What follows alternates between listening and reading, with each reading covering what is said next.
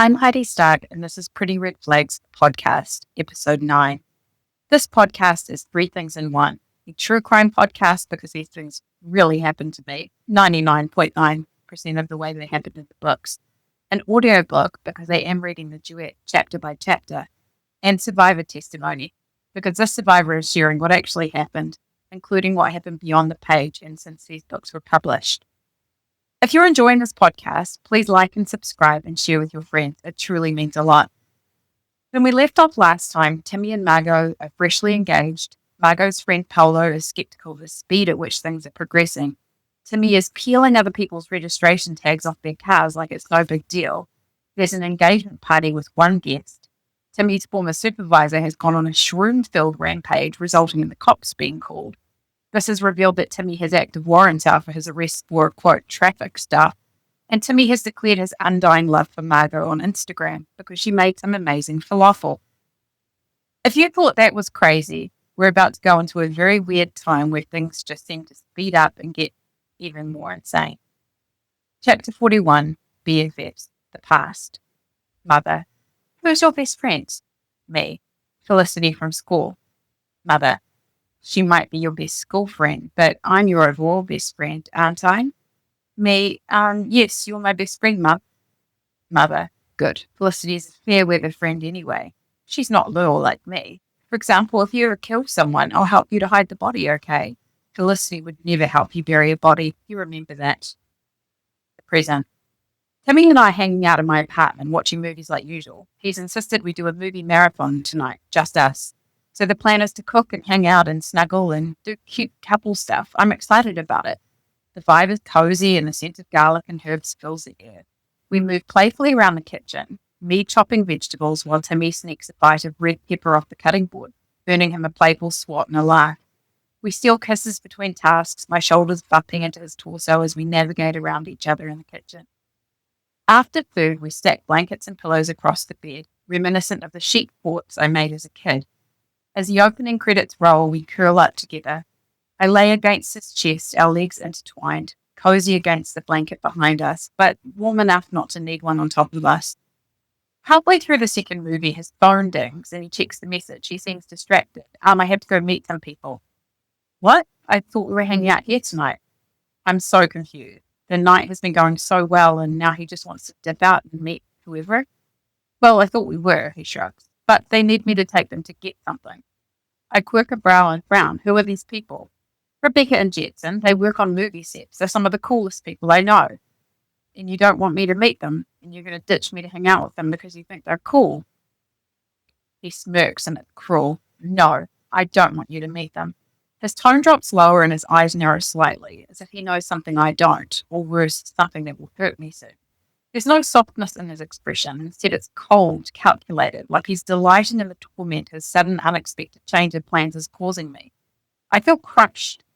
So you're going to ditch me on a Friday night to go hang out with friends you don't want me to meet? He frowns.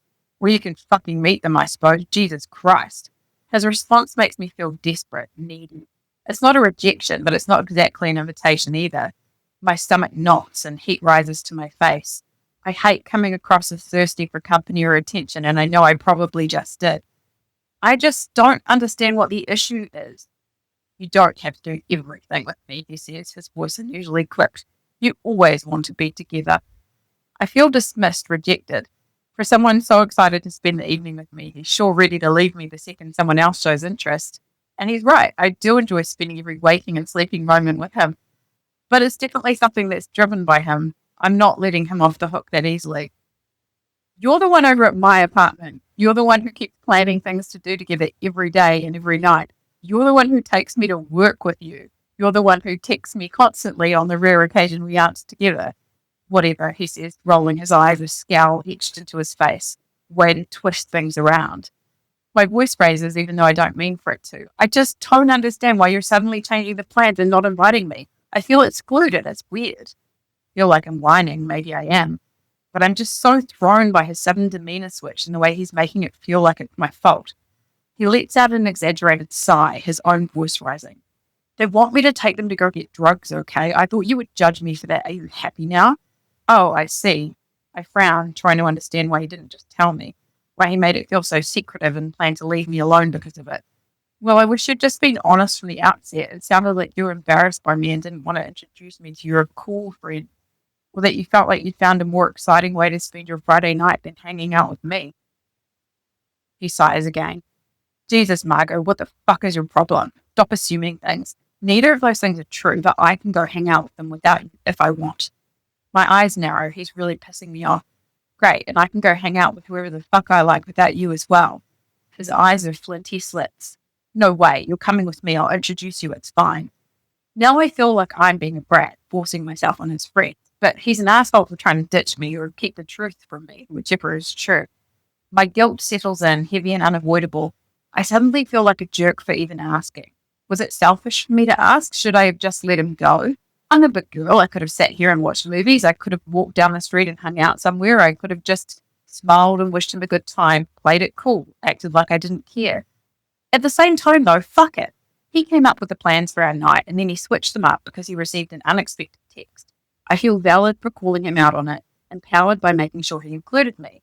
But now the air feels tense and awkward, and I created that. He grabs a t-shirt and slips it on while I sit on the bed, awkward, going back and forth in my mind about whether I've done the right thing. He gives me a quick but distant smile. Do I look cute? Yes, I smile back. He does. The grey and pink t-shirt looks really cute with his long sun-bleached hair and gorgeous blue eyes. We'll head out in a few minutes, he says, already staring at his phone again, already somewhere else in his mind. I'm glad he invited me, eventually, but the guilt is gnawing at me, like I've done something wrong, inserting myself somewhere where I don't quite belong. The moment I get into Rebecca and Jetson's car, all worries I had melt away. They're friendly, a fun couple, I can tell from the get-go. Rebecca's gorgeous, a vibrant blonde Floridian who likes to have a good time and doesn't take shit from anyone. Jetson is tall and lanky, also a Floridian, and I can tell he's pissed off at Rebecca for something. I don't know what. Sometimes you can just tell when a couple has been bickering moments before you enter their orbit. But they're both friendly and outgoing and funny, and they offer me a hard seltzer, and we all drive off together in search of whatever they're looking for. As we banter, I notice Timmy glowering at me like he's mad I'm getting along with his friend. I immediately feel self-conscious. Am I being too loud, too annoying? But Rebecca and Jetson don't seem to mind. The gnawing guilt is just following me from our earlier conversation, and I realize that Timmy's probably annoyed he doesn't get to be the centre of attention, the guy who they call when they need something only he knows how to find. So I make myself quiet, I shrink myself, and I let him take centre stage. These are his friends, so it gets to be the Timmy show. Still, they seem interested in me, and both of them ask me questions. Each time I answer with something that makes them laugh or continue the conversation, Timmy seems to physically pull away from me as if he's punishing me.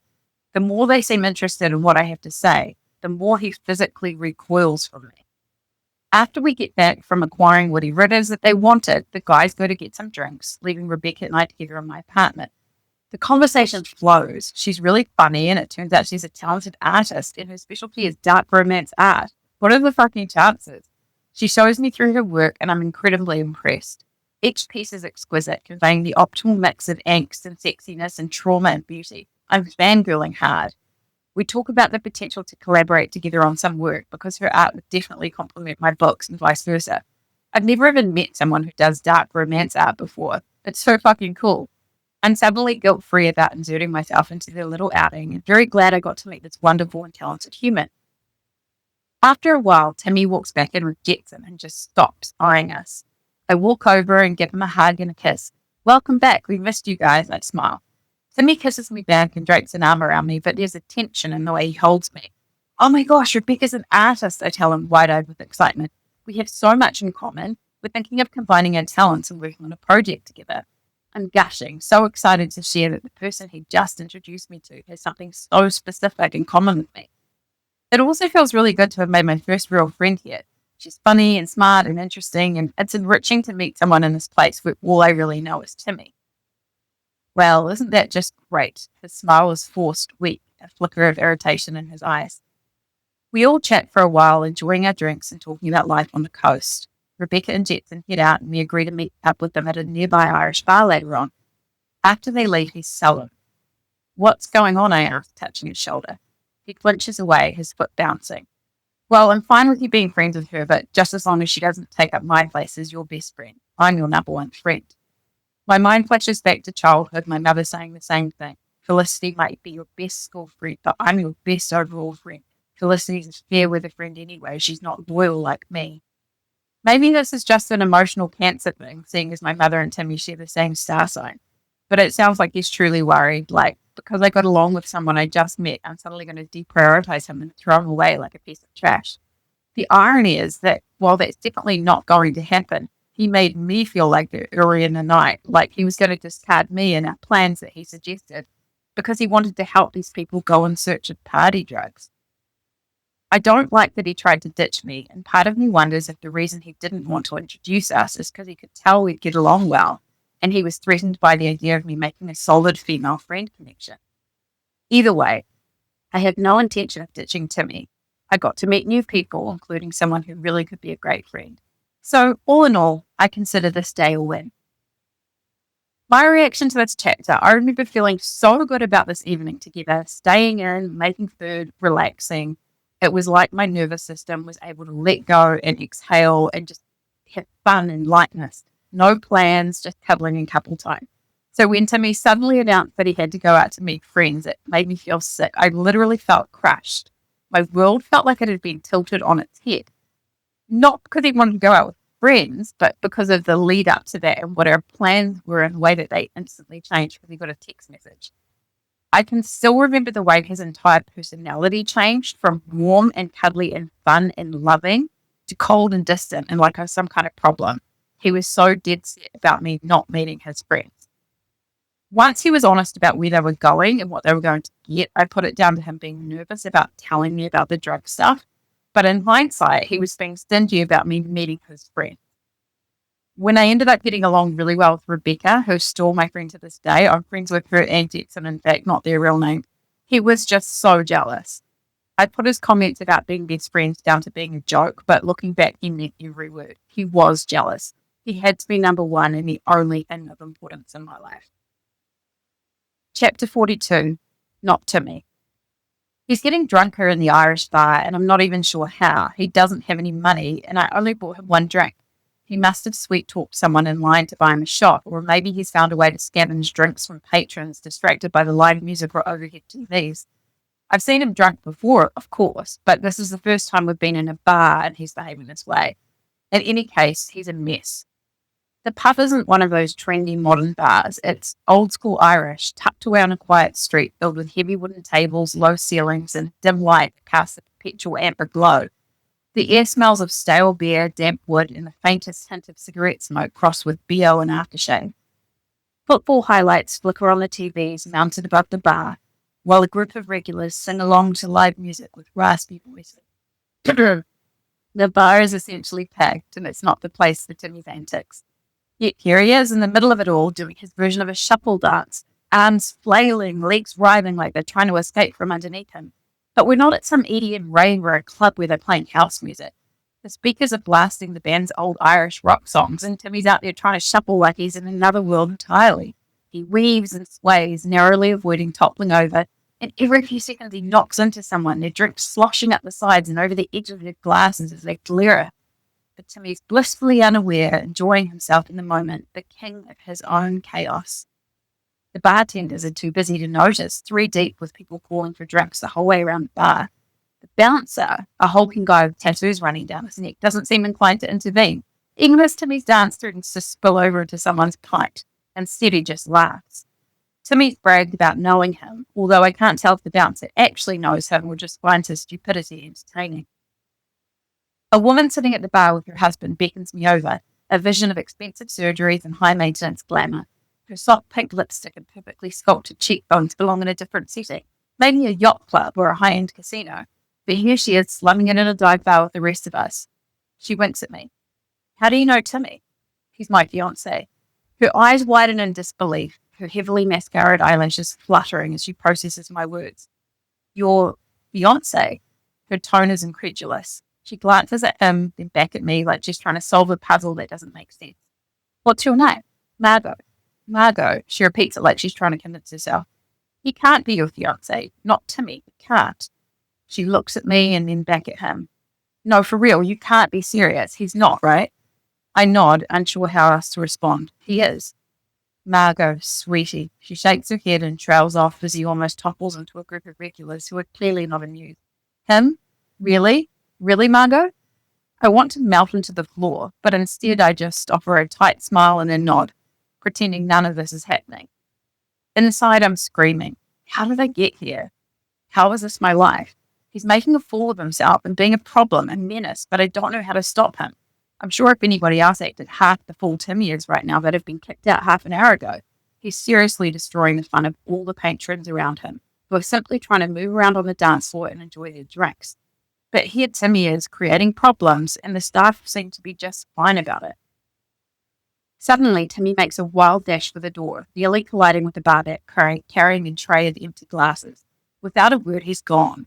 I blink at the spot he disappeared from. I look for him, but can't see him on the street. A few minutes later, I turn to the nearest group. Has anybody seen my fiancé? I ask the crowd around me. 3 guys immediately raise their hand. I'll be your fiancé, one yells as the others laugh and join in. Forget that guy, I volunteer to replace him. I can't help but laugh, even as part of me wants to cry. Timmy's chaos is exhausting, but here I am with strangers, still holding on to the hope that he'll somehow get his act together and we'll go home quietly. Eventually he comes back, just as drunk, if not worse. His shirt is untucked and there's a fresh stain on his pants that I don't want to think too hard about. He swaggers up to me, his eyes glassy.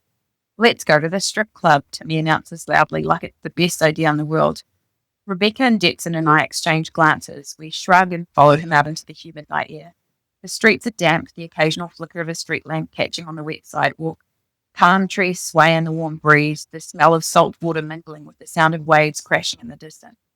Sunset K never sleeps, but this isn't the vibrant nightlife scene advertised in glossy brochures.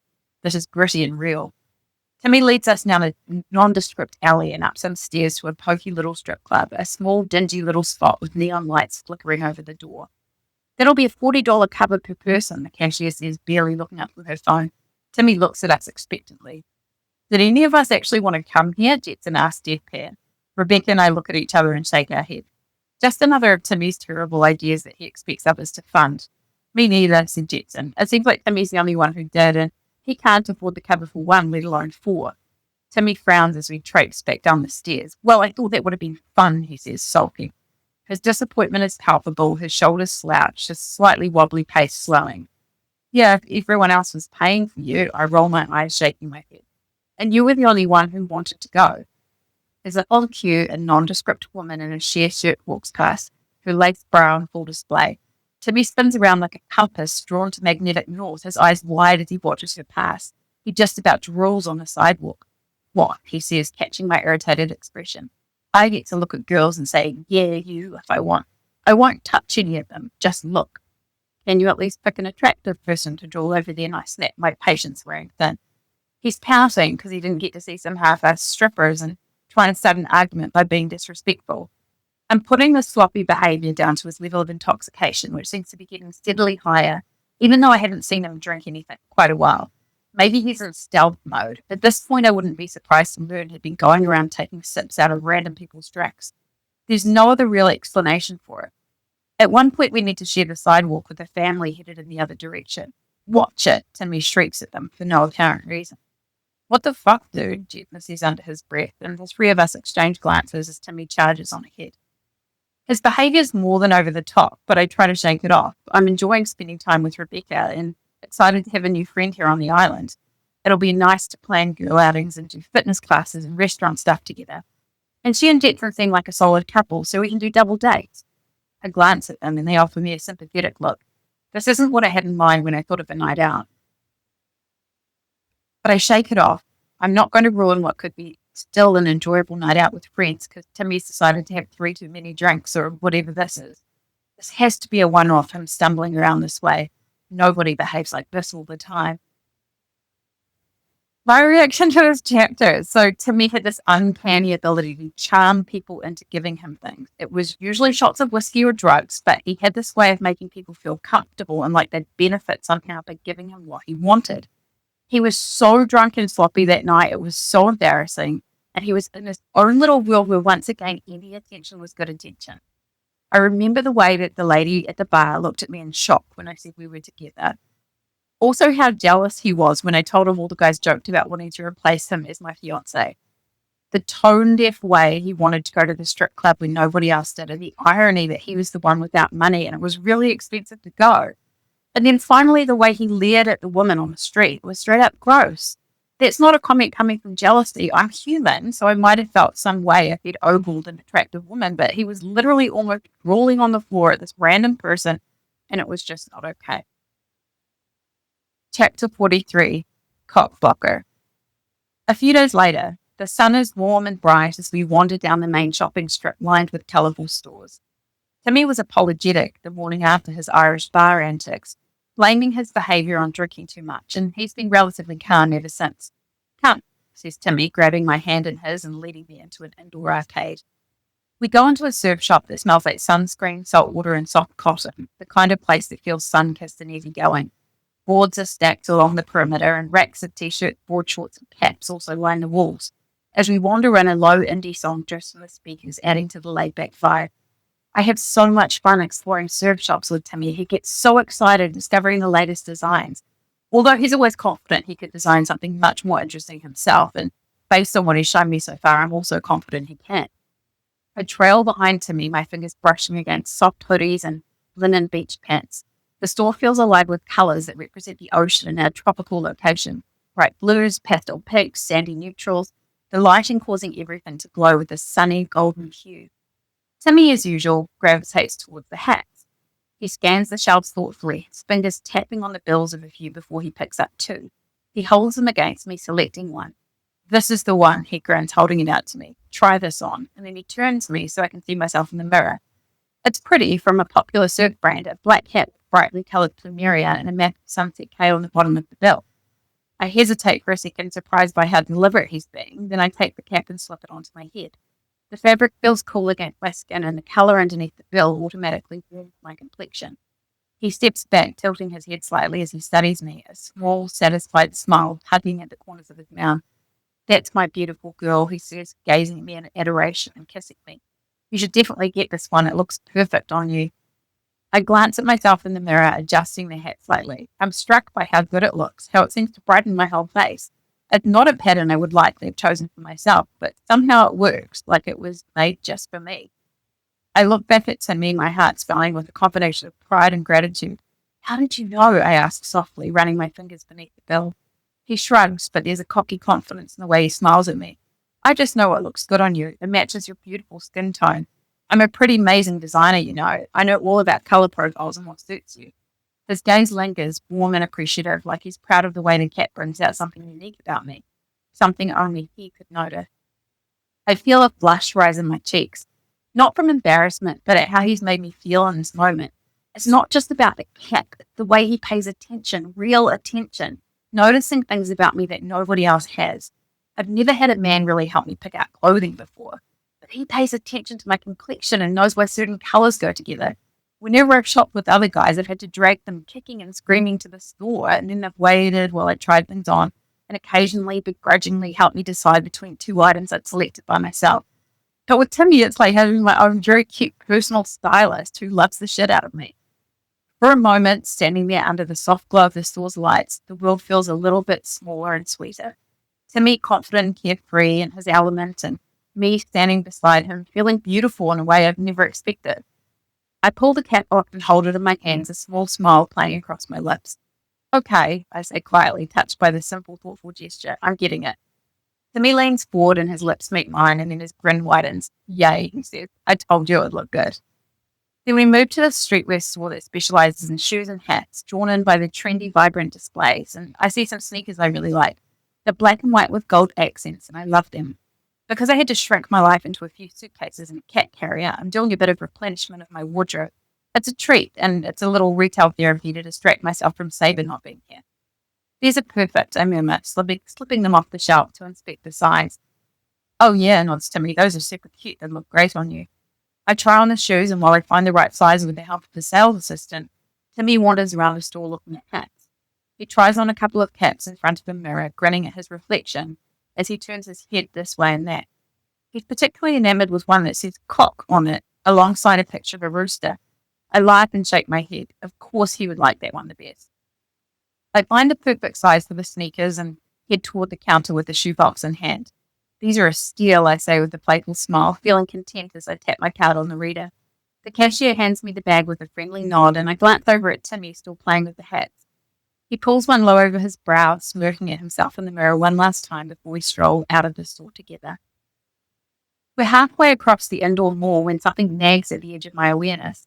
I glance at Timmy, and there it is, still perched on his head. The cocked hat, old and new, the price tag hanging off the back.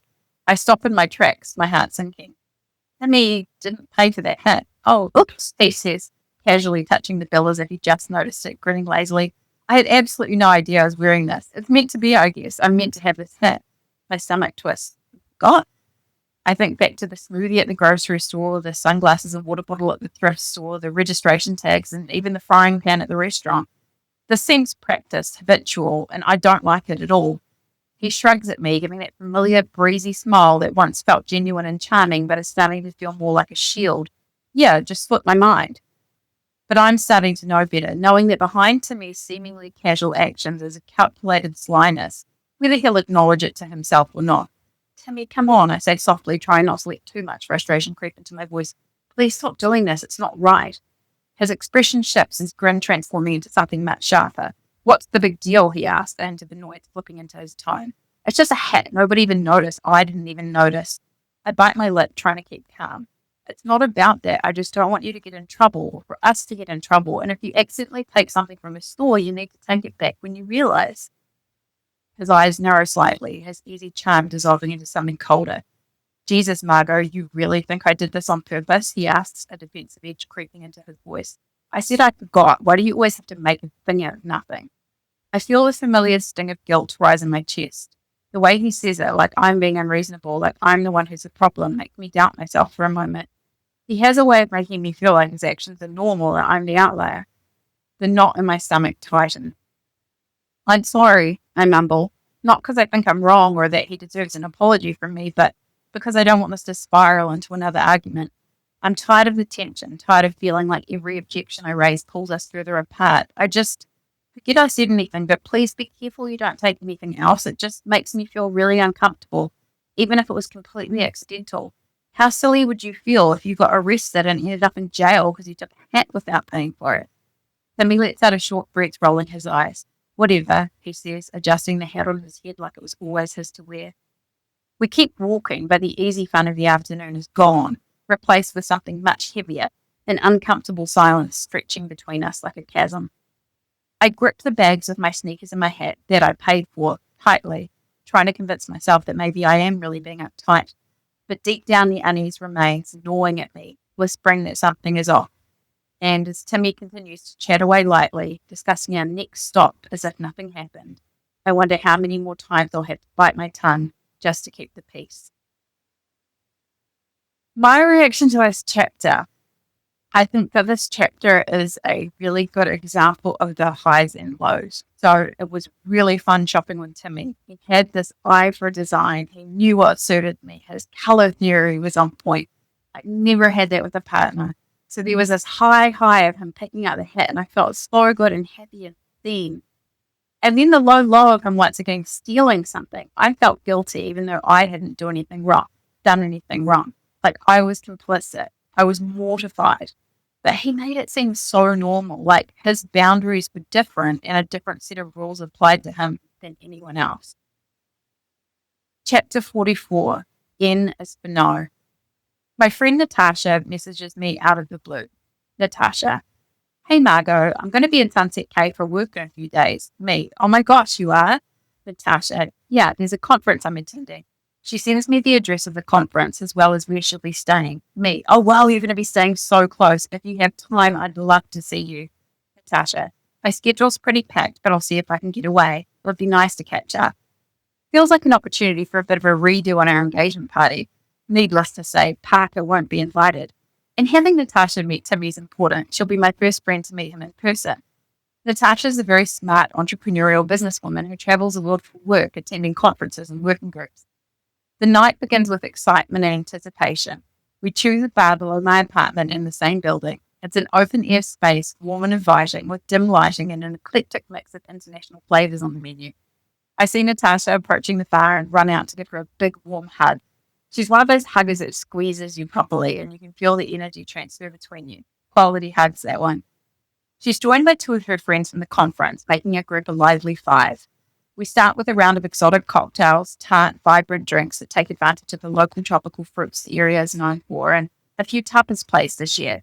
Their signature bao buns with apple with smoked bacon, tempura calamari, crispy pork spring rolls with pineapple relish, and grilled chicken satay with deliciously tangy pickled daikon and carrot. Our group laughs and chats as we savor the bold, rich flavors. I beam at Natasha and her friends, happy to be able to share this moment with them. Timmy's attentive, keeping his hand on the small of my back, leaning down to kiss me and smile at me regularly. It feels really good to be able to introduce him to one of my closest friends. None of Timmy's friends were able to make it tonight, but that's okay. I really don't think too much of it because, after all, most of his friends live on the opposite side of the K, and this has all been planned same day, short notice, just like our other engagement party. Although I'm very relieved Parker isn't attending this one. What an unhinged dickhead. Natasha's work friends are friendly and the conversation flows effortlessly. The group quickly bonds over tales from the conference and memories about Natasha's and my life and friendship back on the East Coast where we used to live nearby. Timmy makes the group laugh with tales of growing up on Sunset K, and he's keeping his stories amusing, but also not over the top. It feels weird to think about it this way, but I'm almost proud of the way he's behaving. Like, he realizes Natasha's an important person in my life, and so he's dressed up nicely and he's still being himself, but perhaps a more dialed-in version. It's the kind of night that feels effortlessly fun and like nothing can go wrong. After finishing our drinks and tapas, we're still all enjoying ourselves and not ready to end the night so early. Someone suggests heading upstairs to the market to get a second round of snacks to enjoy my apartment complex's gorgeous courtyard. The market is an explosion of sights and sounds, freshly prepared meals on display, which are way different from what Natasha could find back in her hometown. The group wanders around in awe and collects a few different options as we wander from stall to stall, wowed by what's on offer. We end up with an eclectic mix of wood-fired pizza and artisanal salads. We grab poke bowls and sushi, and before long our arms are full of small, delicious plates. With our bounty in hand, we make our way to the upstairs courtyard and find a cozy, intimate space inside our own little private enclosed cabana with string lights overhead. There we spread our food out on the table, sharing our various finds as we enjoy more drinks. The mood is relaxed, and one of Natasha's acquaintances plays harmonica music on the phone, providing the perfect background as we all chat and laugh. Timmy regales the group with more tales about growing up in Sunset K. His stories are so full of eccentric characters and increasingly off-the-wall scenarios that feel like something out of a novel. His anecdotes are getting more outrageous as the night wears on, and the group is in stitches, caught up in the joy of the evening. As the evening continues, we decide to hit a nearby karaoke spot to cap off the celebration. Everyone's having a good time, and still nobody's quite ready for the evening to end. It's the first time I've done karaoke in years, and while I don't relish the idea of singing aloud in a room full of strangers, I figure it'll be fun with this group, and especially with Timmy. The bar is vibrant and buzzing with energy, dimly lit and packed with people who cheer and sing along with each song, the atmosphere alive with fun. Natasha and her friends take turns picking out cheesy pop songs and laugh as they sing off-key, the crowd clapping along.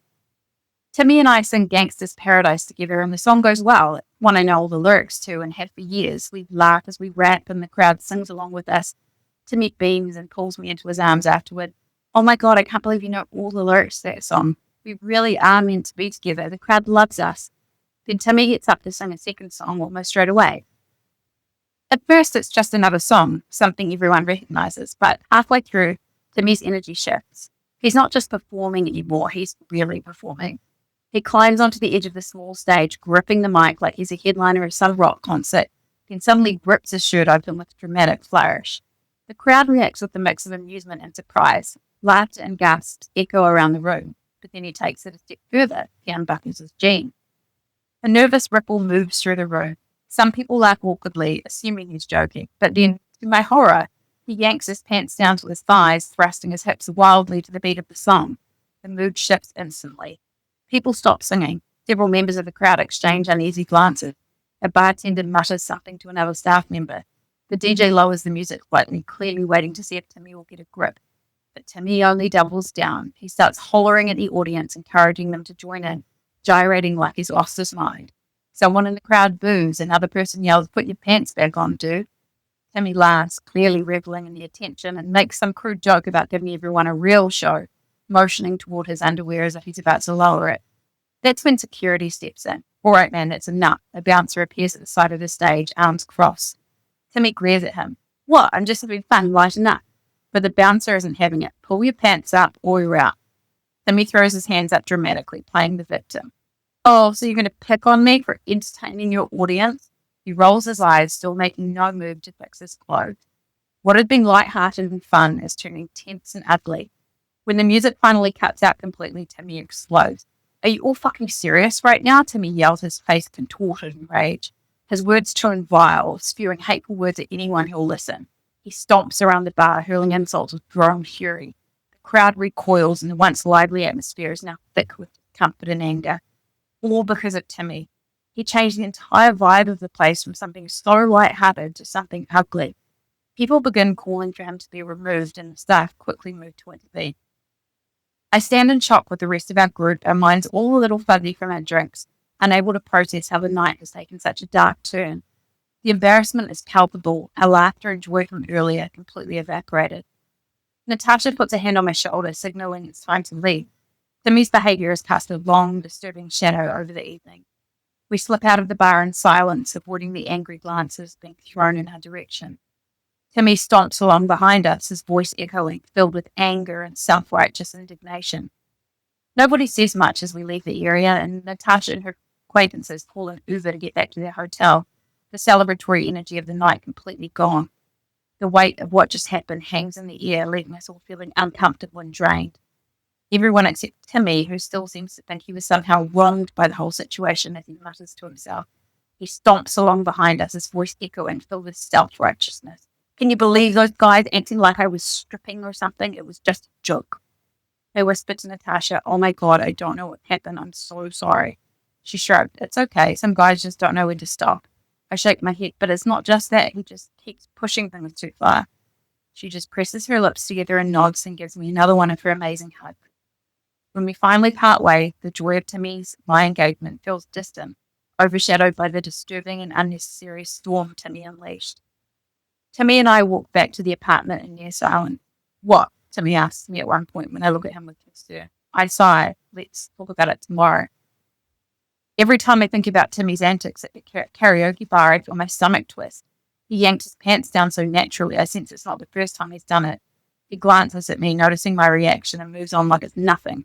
For a moment, I think maybe he'll realize his behavior is completely outrageous and stop himself, but over the next few days, he starts to do it more frequently, as though he's been holding it back and has now reached some bizarre tipping point where he just can't keep his clothes on in public. First, it's just little things, and an exaggerated hip thrust is a joke, yanking his waistband down slightly for a laugh, acting like he's going to murder someone, but stopping just short. But then it escalates. One afternoon at the beach, he wades into the water fully clothed and then dramatically peels off his shorts, tossing them onto the sand like it's some grand reveal. People glance over, startled, unsure if they should laugh or be horrified. Later, at a casual backyard gathering, he does it again, this time hopping onto a lounge chair and lowering his board shorts to expose half of his butt crack while making a spectacle of himself, laughing like he's the funniest guy in the world. It's bewildering. I tell myself maybe it's something specific to Sunset Cay, some weird island mentality because everyone's just so used to exposing skin. The locals certainly have their quirks, a few mannerisms that feel frozen in time, but Timmy's blasé attitude takes it a step too far. It's unsettling. I find myself dreading the next time, unsure if he's just going to flash someone as a joke or outright get us kicked out of a place. He acts like it's a harmless bit, something everyone should just accept. But the more he does it, the less funny it becomes. It's almost like he gets a thrill from it, like he enjoys the shocked reaction. One night, I've had enough. We're sitting on the bed a quiet evening in when he starts reminiscing about the karaoke night, laughing about how people just can't handle a little fun. Timmy, I say, my tone sharp, you really need to stop pulling your pants down in public. You're going to embarrass the wrong person one day and they're going to punch you in the face and I won't stop them. He pauses and laughs like I've just told him a joke. Oh, come on, it's not a big deal. People in the K don't care about that stuff. He shrugs almost dismissively. Over the next few days, I realize I can't let this slide. Every time he does it, it's like a slap to everything I stand for. I can't keep making excuses for him. You know, Timmy, I tell him one evening, trying to keep my voice calm. It's not just inappropriate, it's embarrassing. I can't understand why you want to do it in the first place. I try to reason with him, appeal to his desire to be well-liked, to fit in with everyone he meets. Maybe you think it's just a joke, but it's not. People don't take it lightly. And honestly, I can't be around someone who thinks that's okay. Surely you saw how uncomfortable you made people at the karaoke bar. It wasn't funny. It was awkward. Even the locals didn't think it was okay. You could be arrested for lewd conduct. Besides, and mutters, fine, I'll stop. And for a little while he does. But I noticed that whenever he's had a few too many drinks, it creeps back in. The shirt comes off first, then the waistband tugs, then the exaggerated gestures like he's dying for an audience, like he needs the attention, good or bad. One night I finally call him out. Timmy, I say exasperated, what is it with you getting half naked in public? Oh, it's an in-joke between me and my ex's son, he replies, looking pleased with himself. We think it's hilarious. I raise a brow, not quite believing him. Also, way to make it even weirder. He shrugs unfazed like I'm overreacting. It's just how I am. I do it all the time. I shake my head, disappointed, gnawing at me. Well, then you're going to have to stop doing it around me. I can't make you understand why it's weird, but if you keep it up, I'll just stop being around you. It hits me watching his reaction that he either doesn't care or doesn't get it. Maybe both. He nods as if to humour me, and I wonder if I'm fighting a losing battle. My reaction to this chapter. So Timmy was so social and able to charm absolutely anyone he met. He was funny. He would find ways to connect with people from any background. Some people might have been laughing, amused by his antics, but in any case, he would win people over very easily. So I felt really good about introducing him to my friend and her colleagues. Once we got to the karaoke bar and he proceeded to do what he did, I was so humiliated and mortified. Now, seeing this is the podcast where we're going beyond the pages, I can share that I changed what he actually did in the book as a way to protect readers. Pulling his pants down in public and exposing himself wouldn't be too far off the mark, but in reality what he did was use racial slurs. He sang words from a song and he said it was okay because he said everyone says that word in Hawaii as his excuse. To me, that's absolutely not okay. I felt really sick and he'd already crossed a bunch of boundaries with me, but this one hit extra deep. He had a way of explaining it away, and in this case, I truly thought I could explain to him why saying something like that wasn't okay and that he would stop, almost like I could train him out of it, that he was teachable and somehow honestly didn't realize that running around saying that word was hurtful and unacceptable. As you will see, and as you can probably already guess, I was wrong. Using words like that is not an accident. There's no excuse for it or something you don't know it's okay. It's 100% a choice. That's all for this episode. Next time, things start to intensify in expected and very unexpected ways. As always, I'd love to hear from you, whether you've been in a similar situation or what stood out to you about this episode in particular. Remember to like, subscribe, and share with your friends. And in the meantime, remember, it was never you, you're not too much, and it wasn't your fault.